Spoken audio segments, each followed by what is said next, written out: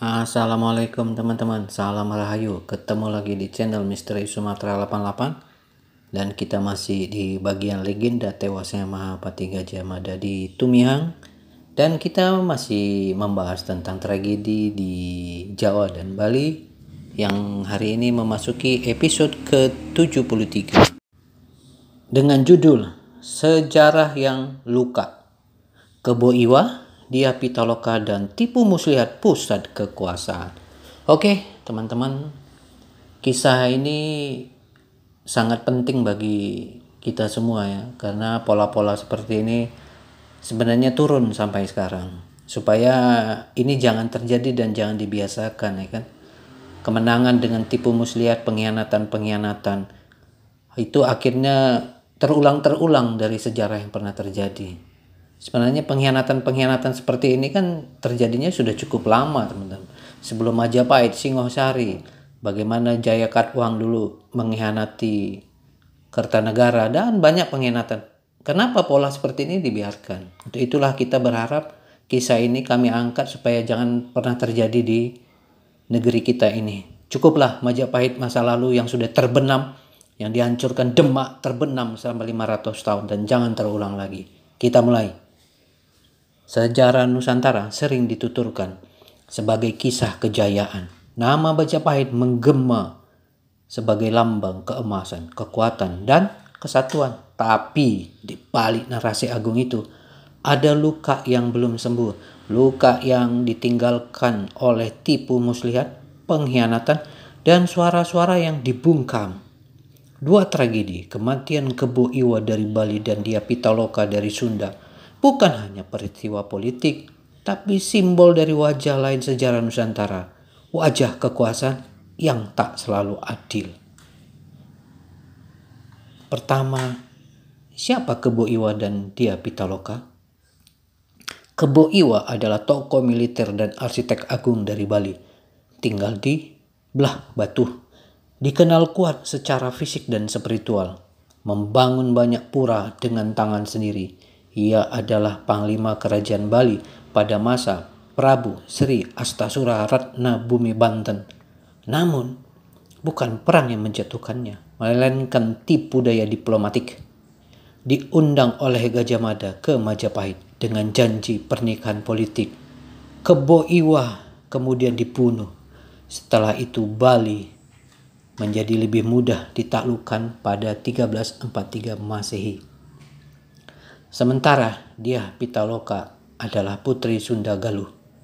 Pada 1357 ia dan rombongan kerajaan datang ke Majapahit dalam rangka pernikahan politik. Namun di tengah acara Gajah Mada mengubah perjanjian.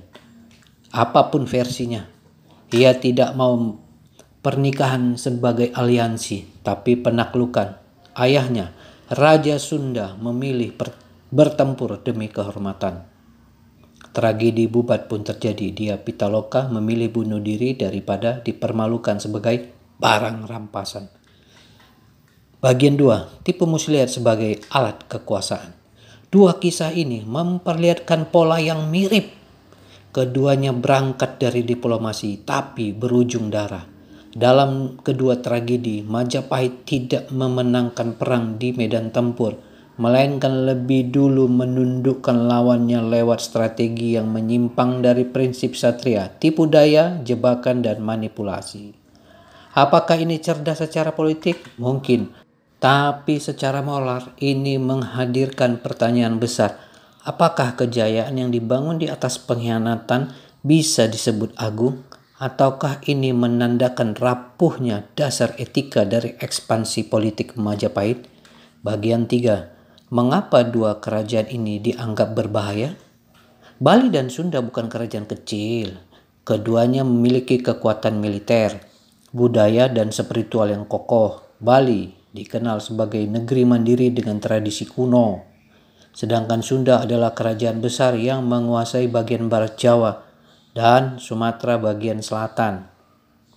Dalam peta kekuasaan Nusantara, mereka adalah saingan serius.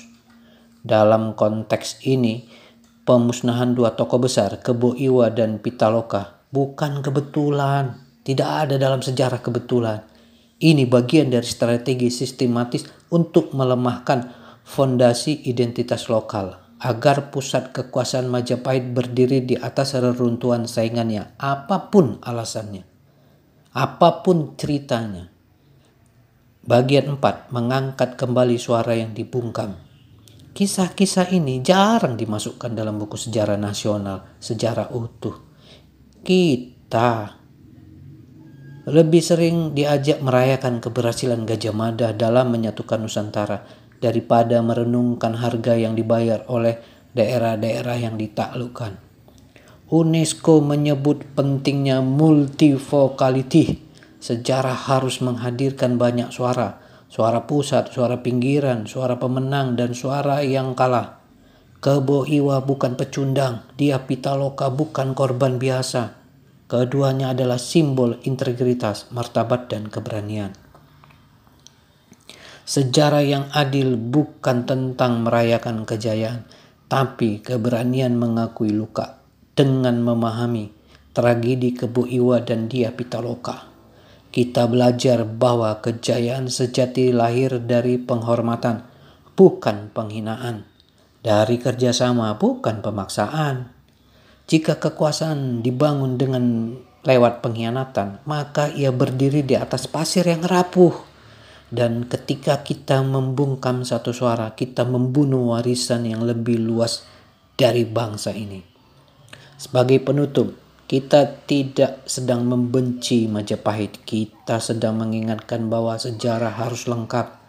Sejarah bukan milik satu pusat, tapi semua wilayah. Sejarah bukan hanya catatan kekuasaan, tapi juga cermin etika.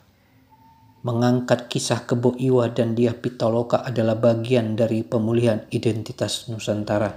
Identitas yang tidak dibangun di atas pembungkaman, tapi di atas pengakuan.